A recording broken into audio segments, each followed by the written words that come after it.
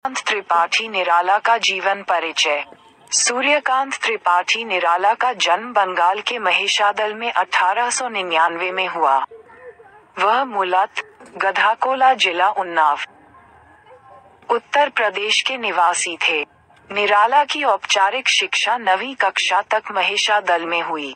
उन्होंने स्वाध्याय से संस्कृत, बंगला और अंग्रेजी का ज्ञान अर्जित किया। वे संगीत और दर्शन शास्त्र के भी गहरे अध्येता थे। रामकृष्ण परमहंस और विवेकानंद की विचारधारा ने उन पर विशेष प्रभाव डाला।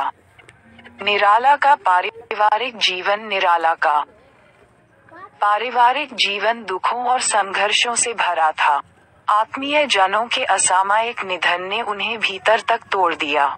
साहित्यिक मोर्चे पर भी उन्होंने अनवरत संघर्ष किया।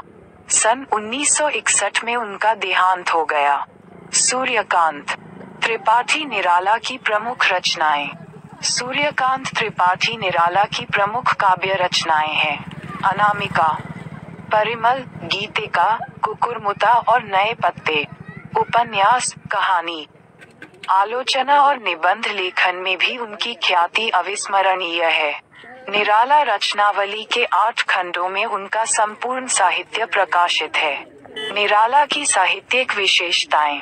निराला विस्तृत सरोकारों के कवि हैं। दार्शनिकता, विद्रोह, क्रांति, प्रेम की तरलता और प्रकृति का विराट तथा उदात्त चित्र उनकी रचनाओं में उपस्थित है। उनके विद्रोही स्वभाव ने कविता के भाव जगत और शिल्प जगत में नए प्रयोगों को संभव किया। छायावादी रचनाकारों में उन्होंने सबसे पहले मुक्त छंद का प्रयोग किया।